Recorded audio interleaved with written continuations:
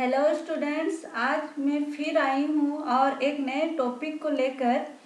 आज हम स्वच्छ भारत अभियान के ऊपर निबंध लिखेंगे। ये बहुत ही इम्पोर्टेंट टॉपिक है। क्लास 10th के जो स्टूडेंट्स इस बार बोर्ड के एग्ज़ाम देने वाले हैं वे इस वीडियो का अंत तक ज़रूर देखें। इससे आप लोगों को बहुत हेल्प मिलेगी। तो चलिए स्टार्ट करते हैं। तो आज हम स्वच्छ भारत अभियान के ऊपर निबंध लिखेंगे, ठीक है। तो सबसे पहले हम लोग क्या लिखते हैं, प्रस्तावना, ठीक है। उसके बाद प्रस्तावना में क्या लिखना है, स्वच्छ भारत अभियान की शुरुआत सरकार ने देश में स्वच्छता के प्रति जागरूकता लाने के लिए की है। हम ऐसे तो अपना घर साफ रखते हैं, तो यह हमारी जिम्मेदारी बनती है कि हम अपने देश को भी साफ रखें। कूड़े को यहाँ वहाँ ना फेंक कर कूड़ेदान में डालें। महात्मा गांधी जी ने स्वच्छ भारत का सपना देखा था, जिसके संदर्भ में गांधी जी ने कहा कि स्वच्छता स्वतंत्रता से ज़्यादा जरूरी है। वे उस समय देश में व्याप्त गरीबी और गंदगी से अच्छी तरह अवगत थे। इसी वजह से उन्होंने अपने सपने को पूरा करने के लिए कई प्रयास भी किए, लेकिन सफल नहीं हो पाए। नेक्स्ट टॉपिक है स्वच्छ भारत अभियान क्या है, इसे किस लिए चलाया गया था, है ना। तो चलिए देखते हैं। स्वच्छ भारत अभियान एक राष्ट्रीय स्वच्छता मुहिम है जो भारत सरकार द्वारा स्थापित किया गया है। इसके तहत 4041 संवैधानिक नगरों के सड़क, पैदल मार्ग और अन्य कई स्थल आते हैं। ये एक बड़ा आंदोलन है जिसके तहत भारत को 2019 तक पूर्णतः स्वच्छ बनाने की बात कही गई थी। इस मिशन को 2 अक्टूबर 2014 को बापू के जन्मदिन के शुभ अवसर पर आरंभ किया गया था और 2 अक्टूबर 2019 तक पूरा करने का लक्ष्य रखा गया था। भारत के शहरी विकास तथा पेयजल और स्वच्छता मंत्रालय द्वारा इस अभियान को ग्रामीण और शहरी दोनों क्षेत्र में लागू किया गया है। अब देखते हैं स्वच्छ भारत अभियान की जरूरत किस लिए है, ठीक है। तो इस मिशन की कार्रवाई निरंतर चलती रहनी चाहिए। भौतिक, मानसिक, सामाजिक और बौद्धिक कल्याण के लिए भारत के लोगों में इसका एहसास होना बहुत आवश्यक है। ये सही मायनों में भारत की सामाजिक स्थिति को बढ़ावा देने के लिए है, जो हर तरह स्वच्छता लाने से शुरू किया जा सकता है। यहाँ नीचे कुछ बिंदु उल्लेख किए जा रहे हैं जो स्वच्छ भारत अभियान की आवश्यकता को दिखाते हैं। तो देखते हैं वो कौन कौन से बिंदु हैं। फर्स्ट है, ये बेहद जरूरी है कि भारत के हर घर में शौचालय हो। साथ ही खुले में शौच की प्रवृत्ति को भी खत्म करने की आवश्यकता है।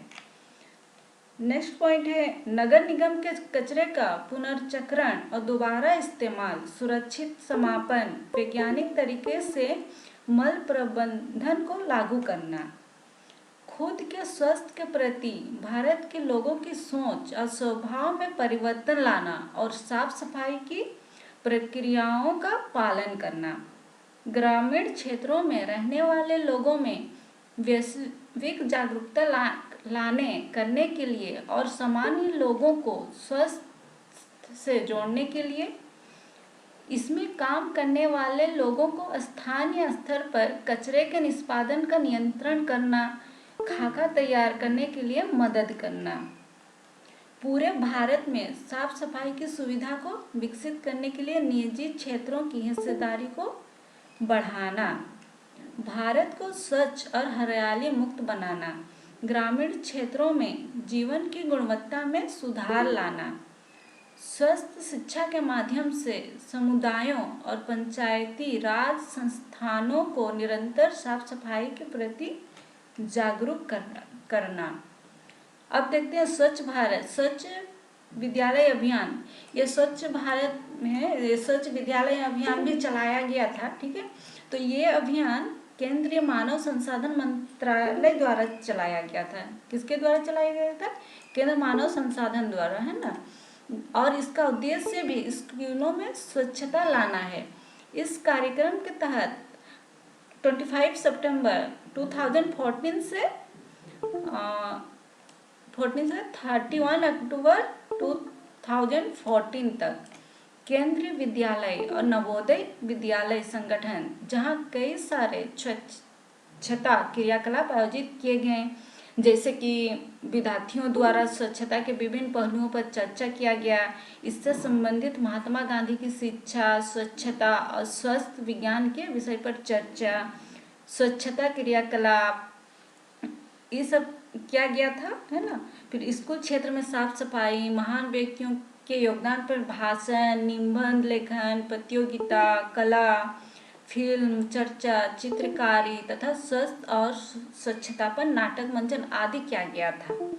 इसके अलावा सप्ताह में 2 बार साफ सफाई अभियान चलाया जाना, जिसमें शिक्षक, विद्यार्थियों और माता पिता सभी हिस्सा लेंगे।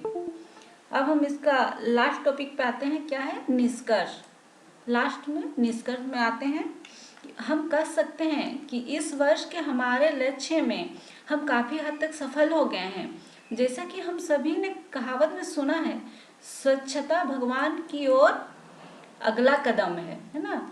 हम विश्वास के साथ कह सकते हैं कि अगर भारत की जनता प्रभावी रूप से इसका अनुसरण करे तो आने वाले समय में स्वच्छ भारत अभियान से पूरा देश भगवान का निवास स्थल सा बन जाएगा। एक सच्चे नागरिक होने का हमारा कर्तव्य है कि ना गंदगी फैलाएं, ना फैलाने दें। देश को अपने घर की तरह चमकाएं, ताकि आप भी गर्व से कह सकें कि आप भारतवासी हैं।